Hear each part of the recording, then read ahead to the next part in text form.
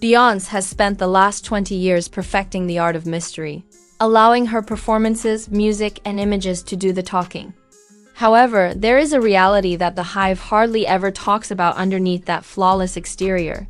Beyonce has experimented with a variety of economic ventures outside of music, some of which couldn't even make their debut on the Hot Mess 100. Additionally, many quietly fizzled, stopped early, or disappeared without explanation, despite some having initial spurts of popularity. The aspect of Beyoncé's profession that she doesn't want the Beehive to know about will be covered in today's video. However, before we begin, Beyoncé made her bold transition from music to fashion in 2004 when she unveiled her fashion brand, House of Darian, co-created with Tacky Tina, her mother. I'm sorry, Tina is aware, after all. Beyoncé's grandmother, Agnes Darian, inspired the name of the apparel line. The line aimed to combine soulful elegance with cutting-edge fashion. Beyonce and Tina's Beyond Productions LLC, a business she founded, is the owner. It included ready-to-wear apparel that combined old and modern designs, especially referencing the fashion of the 1940s and 1970s, given that Tina had created a lot of Destiny's Child's clothing. It seemed like a fantastic concept. She obviously had a sense of style, so what could go wrong? Retail, high-profile runway displays, and celebrity endorsements were all part of the early rollout. Collaborations with Bloomingdale's. Additionally, Beyoncé appeared in the brand's Spring 2009 ad, which was shot in Bermuda. The brand's initial year forecasts were in the tens of millions. According to the New York Times, a junior line called Darian was introduced a few years later. However, critics weren't convinced from the beginning. Among the issues were inconsistent quality and a vague brand identity. The pieces were frequently criticized for being too busy, poorly constructed, and inconsistent with Beyoncé's persona. Others pointed out that the absence of a branding strategy had a negative impact on the brand's market, while others accused the company of having trouble identifying its target demographic. Performance. By 2010, House of Darian had discreetly left America and was only available in department and specialty stores in Europe. However, because of dwindling sales in Europe, the brand returned to the US 2 years after that transfer. Philip Davis, the company's CEO, resigned, according to British Vogue. And Women's Wear Daily stated that a number of employees had their contracts terminated. The junior line of the brand was then withdrawn, and House of Darian promptly followed suit. Beyonce never discussed its demise in public. Fashion insiders, however, told The Guardian that the brand's downfall was due to its attempt to capitalize on too many trends at once instead of creating a distinctive look. It is evident that while star power can help your brand get into stores, it cannot force consumers to use their credit cards. Isn't that the reality? Through a licensing agreement, Beyoncé debuted her first fragrance, Heat, in 2010. It was an instant hit. According to some sources, the scent brought in $400 million worldwide. Additionally, it was crowned the world's best-selling celebrity fragrance brand. Heat Rush, Pulse, and Midnight Heat were among the other additions that fell short of the original sales figures. Additionally, Heat lost ground when the fragrance market became more cluttered with celebrity smells. Its warmth, best friend, I see what you did there. Yes, it's funny what you did. Drugstores were offering steep discounts on Beyoncé's perfume line by 2013, which was a clear indication that the brand's retail impetus had waned. Heat was subtly pushed to the side as even the licensing company's sales statistics started to highlight other celebrity collaborations. Ashley Goodbye. Beyoncé and her trainer Marco Borges launched 22 Days Nutrition, an organic, vegan, gluten-free, and soy-free meal delivery service. In February 2019, Beyoncé's grandmother, Agnes Darian, inspired the name of the apparel line. The line promised to combine soulful elegance with cutting-edge fashion. Beyonce and Tina's Beyond Productions LLC, a business she founded, is the owner. It included ready-to-wear apparel that combined old and modern designs, especially referencing the fashion of the 1940s and 1970s. Given that Tina had created a lot of Destiny's Child's clothing, it seemed like a fantastic concept. She obviously had a sense of style, So what could go wrong? High-profile catwalk events, celebrity endorsements, and retail collaborations with Bloomingdale's were all part of the early rollout. Beyonce also starred in the spring 2009 campaign. For the company, the campaign was shot in Bermuda. The brand's initial year forecasts were in the tens of millions. According to the New York Times, a junior line called Darian was introduced a few years later. However, critics weren't convinced from the beginning. Among the issues were inconsistent quality and a vague brand identity. The pieces were frequently criticized for being too busy, poorly constructed, and inconsistent with Beyoncé's persona. The brand's performance in the market was negatively impacted by the absence of a branding strategy. According to some, while others accused it of having trouble identifying its target market. By 2010, House of Darian had discreetly left America and was only available through at department and specialized shops in Europe. However, because of dwindling sales in Europe, the brand returned to the US 2 years after that transfer. Philip Davis, the company's CEO, resigned, according to British Vogue. And Women's Wear Daily stated that a number of employees had their contracts terminated. The junior line of the brand was then withdrawn, and House of Darian promptly followed suit. Beyonce never discussed its demise in public. But rather than developing a distinctive style, fashion insiders told The Guardian that the brand's failure was due to its attempt to capitalize on too many trends at once. Star power is obviously able to get your brand into stores. However, it is unable to get clients to pull out their credit cards. Isn't that the reality? Through a licensing agreement, Beyonce debuted her first fragrance, Heat, in 2010. It was an instant hit. According to some sources, the scent brought in $400 million worldwide. Additionally, it was crowned the world's best-selling celebrity fragrance brand. Heat Rush, Pulse, and Midnight Heat were among the other additions that fell short of the original sales figures. Additionally, Heat lost its appeal as the fragrance market grew more and more congested with celebrity smells. Best friend, I see what you did there. Yes, it's funny what you did. Drugstores were offering steep discounts on Beyoncé's perfume. Lying by 2013, which was a clear indication that the brand's retail impetus had waned. Heat was subtly pushed to the side as even the licensing company's sales statistics started to highlight other celebrity collaborations. Ashley, Goodbye. Beyonce and her trainer Marco Borges launched 22 Days Nutrition, an organic, vegan, gluten-free, and soy-free meal delivery service. In February 2019, interview. We're gonna go 100% plant-based from now through Coachella. I'm back on the stage after giving birth to twins.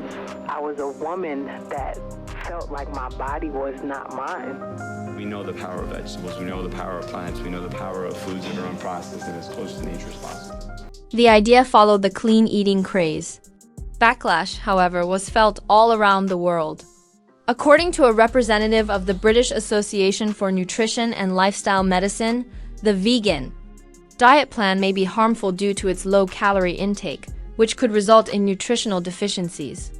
When the media stopped covering the program at the end of 2016, it quietly changed its focus to a product-based website with a meal planning tool. The meal subscription service, which has subsequently been withdrawn, was the initial selling point. Ivy Park, Beyoncé's first significant push into athleisure, debuted in 2016 as a 50/50th collaboration with Sir Philip Green, the owner of Topshop. Major retailers sold out of the first collection in a matter of hours. However, accusations of racial abuse and sexual harassment against Sir Philip in 2018 compelled Beyoncé to buy out his 50% share. Insiders informed Business of Fashion that Ivy League was already damaged by the controversy, despite the fact that this was presented as a power move. Park's retail connections. She relaunched Ivy Park under Adidas in the beginning of 2020. Sales fell as soon as the novelty wore off, although the first drops sold out right away. According to a 2023 Wall Street Journal report, Ivy Park sales had decreased by almost 50% year over year, bringing in roughly $40 million, far less than Adidas's $250 million forecast. Due to dissatisfactory sales and creative disagreements, Ivy Park and Adidas mutually decided to cease their collaboration in March 2023. Once more. Vashi. Of course, we cannot overlook Parkwood Entertainment, the ill-fated corporate endeavor. Originally established as a production business in 2008, the company collaborated with TriStar Pictures and Sony Music to produce the 2008 movie Cadillac Records. Beyonce portrays Etta James, the main character in the movie.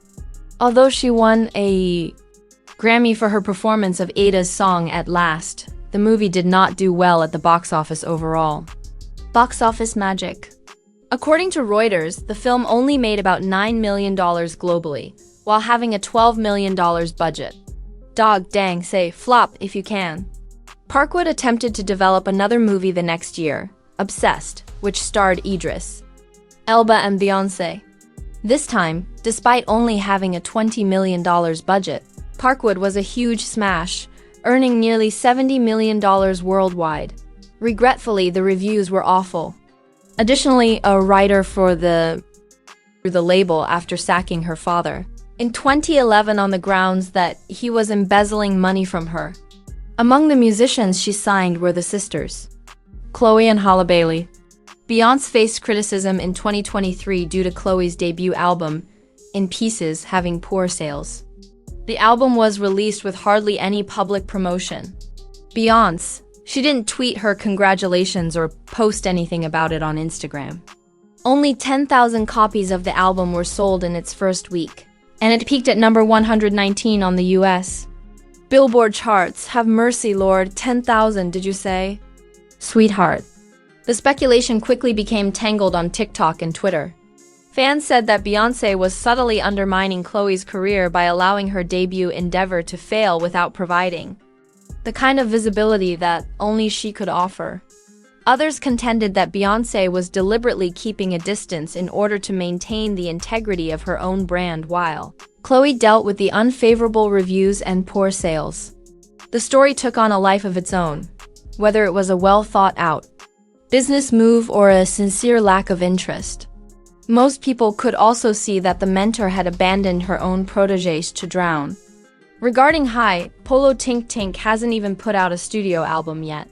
Among the primary issues is that Beyonce manages Parkwood in the same manner that she manages her own company. Extremely private, tightly managed, and focused solely on her own priorities and schedule. To succeed in a competitive market, up and coming, artists require consistent exposure, media interaction, and creative drive. Seldom do Parkwood painters receive regular publicity. Chloe and High have acknowledged that the majority of Beyoncé's advice is given to them via letters, which seems more like a pen-pal arrangement than an actual mentoring relationship. In other words, Beyoncé is keeping her hands so far away from her artists that you would believe they had a restraining order against her. According to her, I'm sending them a 4-page letter. You're a complete disaster, best friend. Girl, you are aware of that.